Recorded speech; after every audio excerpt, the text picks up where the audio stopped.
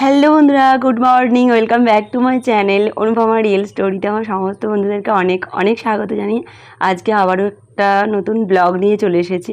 আর আমি তো এখন দিদি বাড়িতে আছি, তো দিদি বাড়ি থেকে ব্লগটা শুরু করছি একদম আমার বাড়ি পর্যন্ত। ব্লগটা তোমরা দেখতে থাকো, আশা করছি আজকের ব্লগ তোমাদের ভালো লাগবে। আর খুবই ছোট্ট একটা ব্লগ, একমাত্রই শেষ হয়ে যাবে। তো দিদি বাড়ি থেকে বাড়ি পুরো ব্লগটা তোমরা কন্টিনিউ দেখতে থাকো, আশা করছি ভালো লাগবে। আর এটা হচ্ছে সন্ধ্যাবেলার ব্লগ, সন্ধ্যাবেলার লুচি তরকারি তো আগের দিন দেখিয়েছিলাম। খাওয়া দাওয়া কমপ্লিট করে দেখো শাড়ি টাড়ি পরে, শাড়ি তো পরেই ছিলাম দিদি বাড়ি গিয়েছিলাম বলে শাড়ি পরছিলাম। আর এই যে এটা হচ্ছে দিদি, আমার দিদির শাশুড়ি মা।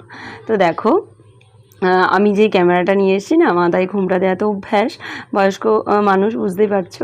তো ওই জন্য বলছে দাঁড়াও আমি মাথায় ঘোমটাটা দিয়ে নিই, কারণ তোমার ভিডিওতে তো আমাকে সবাই দেখবে, তোমার বাড়ির লোকেরাও তো দেখবে, ওই জন্য মাথায় ঢাকাটা দিয়ে নিল।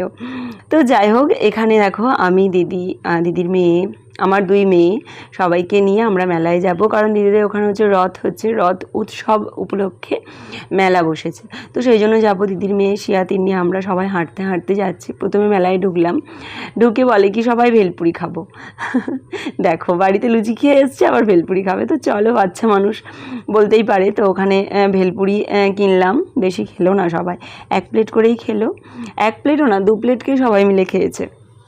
খেয়ে দিয়ে দেখো টুকটাক মেলাতে ঘুরতে না ঘুরতে দিদি বললো চল একটু আমরা মার্কেট দিয়ে যাব। তো জানি না কেন ইচ্ছা হলো মার্কেট দিয়ে যাওয়ার, তো আমিও গুটি গুটি পায়ে দিদি, সোনাদা সবার সাথে হাঁটতে হাঁটতে চলে যাচ্ছি মার্কেট দিয়ে। আমি জানতামই না মার্কেটে যাওয়ার আসল উদ্দেশ্যটা কী ওদের, কিন্তু ওদের মার্কেটে যাওয়ার আসল উদ্দেশ্যটা ওরা আগে থেকে ভেবে নিয়েছিল, সেটা হচ্ছে আমার 2 মেয়ের জন্য ড্রেস কিনতে এসেছিলো।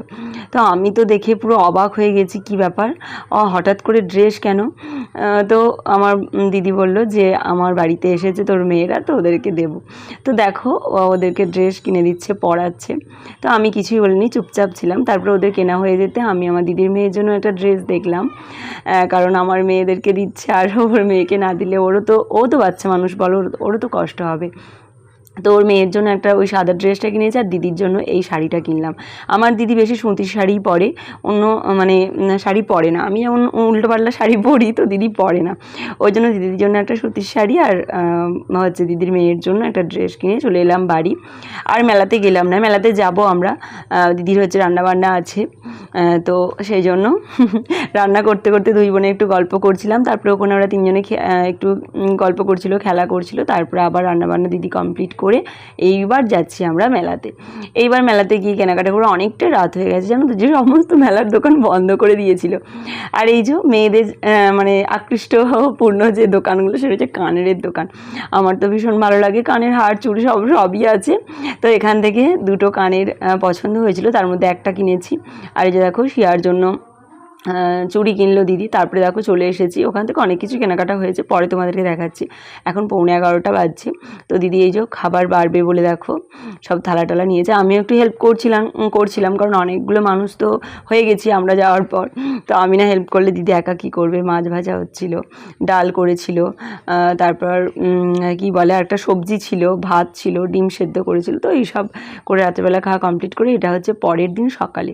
ওই যে আগের দিন মেলাতে খেলনা এনেছে, কত রকমের খেলনা যে কিনেছে তার নেই ঠিক।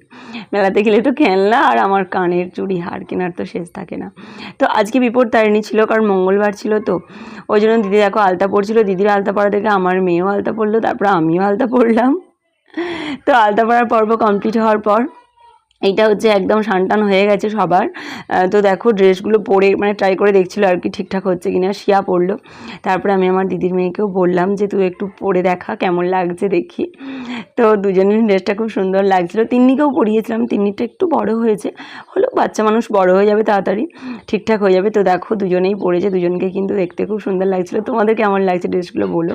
আর এই ড্রেসের সাথে ম্যাচিং করে দেখো জুয়েলারি বলছে আমার আগে থেকে আছে বলে, হচ্ছে যে আমাকে দেখাচ্ছে আমার দিদির মেয়ে যে দেখো মিমি দেখো আমার অনেক জুয়েলারি কিন্তু আছে এই ড্রেসটার সাথে। তো দেখো ওকে কিন্তু দেখতে বেশ সুন্দর লাগছে। আর এই যে চুড়িগুলো আগের দিন কিনলো না, তো শিয়া বলছে দিদি তোমার ড্রেসের সাথে চুড়িগুলো খুব ভালো লাগবে। আর এই যে এই হারটা দেখো, ওর আগে থেকেই ছিল, আমাকে দেখাচ্ছে যে দেখো মিমি এই হারটা আমার ড্রেসটার সাথে হয়ে যাবে। আর আরও দেখো কত কী কিনেছি, বললাম তো চুড়িগুলো আমার দিদি কিনে দিয়েছে আমার মেয়েকে। আর এখানে দেখো খামচি কিনেছি, কানের কিনেছি, মেয়েদের জন্য হার কিনেছি, মানে এগুলো তো কিনতেই থাকি, মেলায় গেলে এগুলো না কিনলে মনেই হয় না যে মেলা দেখেছি বলে। তো তোমরা আমাকে কমেন্ট করে জানিও তো এরকম মেলায় গিয়ে ফালতু পয়সা নষ্ট কে কে করো আমার মতো। আমি কিন্তু প্রচুর ফালতু পয়সা নষ্ট করি, নষ্ট করার পর মনে হয় যে কেন করলাম, মানে ব্রেনটাকে কন্ট্রোল করতে পারি না, বুঝেছো তো। ব্রেন কন্ট্রোল করলে না করলে আমি নিজে কিভাবে কন্ট্রোল হবো বলো। তো সেই জন্য দেখো এই হেয়ার ব্যান্ডটা কিনেছি, অনেক কিছু কেনা হয়েই যায় জানো তো। তো দেখো কত রকম কি জিনিস, এটা একটা মাথার ক্লিপ, আর এই যে ইউনিকর্ন একটা। তো অনেক জিনিস আবার দিদিও কিনে দিয়েছে, দিদিকে আমি এই হারটা কিনে দিয়েছি। এই হারগুলো দেখতে বেশ ভালো লাগে, দেখো দিদির মেয়েকে এই ক্লিপটা কিনে দিয়েছি, এই হারটা কিনে দিয়েছি ওর ড্রেসের সাথে ম্যাচিং করে। আর এইটা হচ্ছে আমরা দুপুরের পর মানে বিকালবেলা রেডি হয়েছি, এইবার বাড়ি চলে আসবো, কারণ দিদি বাড়িতে একদিন না 1.5 দিনের মতো ছিলাম। আর শেয়ার তো 3টে টিউশন অলরেডি বন্ধই হয়ে গেছে, তো আর বন্ধ করতে চাইছি না। আজকে সন্ধ্যাবেলায় আবার একটা টিউশন আছে, ইংলিশের স্যার আসবে, ওই জন্য আমরা একটু সকাল সকালই বেরিয়ে পড়বো। আর দেখো তিন্নি একটু কান্নাকাটি করছিল ওই ড্রেস পরবে না বলে, ওই যে লাল ড্রেসটা পরিয়ে দিয়েছি ও পরবে। তোমরা তো জানো শিয়াকে যেমনই ড্রেস পরায় না কেন, শিয়ার হচ্ছে কোনো রকম বায়না নেই, কিন্তু তিন্নির একটু বায়না থাকে, এটা পরবো না ওইটা পরবো না। যাই হোক ওকে মানিয়ে গুছিয়ে মোটামুটি ওর পছন্দ মতো ড্রেসটা পরিয়ে এখন হাঁটতে হাঁটতে চলে যাচ্ছি শ্বশুর বাড়ি যাবো এবার দিদির বাড়ি থেকে। আর এই যে সোনাদা মানে আমার জামাইবাবু গাড়ি বের করছে, ওর যেহেতু গাড়ি আছে ওই জন্য বললো চল আমি তোদেরকে বাড়ি দিয়ে আসবো। আর ওদের বাড়ি থেকে আমাদের বাড়ির দূরত্ব খুব একটা নয়, কিন্তু আধ ঘন্টার মতোই লাগবে, বাসে গেলে হয়তো 1.25 ঘন্টার মতো। তো জামাইবাবু বললো আমি এখন মোটামুটি ফাঁকাই আছি, তো আমি তোদেরকে একদম বাড়ি দিয়েই আসি। তো সাথে আমার দিদিও হচ্ছে এলো আমাদেরকে বাড়িতে দেওয়ার জন্য, তো বেশ ভালোই লাগছে, কারণ দিদি যদি বাড়ি বয়ে দিতে আসে এটা কিন্তু সত্যি আলাদা মজা। আর দিদি তো অনেক দিন হলো আমাদের বাড়ি আসেও নি। তো দেখো আমাদের যাত্রা মোটামুটি শুরু হয়ে গেছে। আর দিদির মেয়েকেও বলছিলাম চল তাহলে এক মন্ত্র ঘুরে চলে আসবি, তার টিউশন আছে। সে বললো এখন যেতে পারবো না, আমি পরেই যাব। তো ওর পড়াশোনা ফাঁকা টাইম দেখেও আসবে।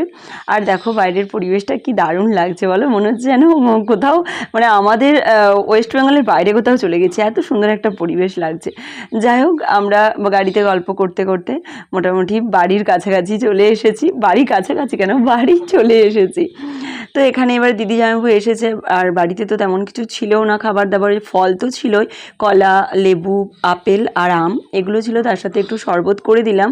খাবার দাবার বলতে এই ফলগুলোই ছিল, আর মিষ্টি টিষ্টি কিছুই তো আনা হয়নি, সেখানে যে গাড়ি দাঁড় করিয়ে মিষ্টি কিনবো সেরকম মতো পজিশনও ছিল না, সেই জন্য যা ফল টল ছিল শরবত এই দিয়েই দিদিকে জামাইবাবুকে জল খেতে দিলাম। তারপর খাওয়া দাওয়ার পর কিছুক্ষণ গল্প টল্প করে দেখো চলে গেল বাড়ি। তো আজকের ব্লগটা আমি এখানে শেষ করছি, পরের দিন আবার আসবো আবার নতুন ব্লগ নিয়ে। Tata, good night.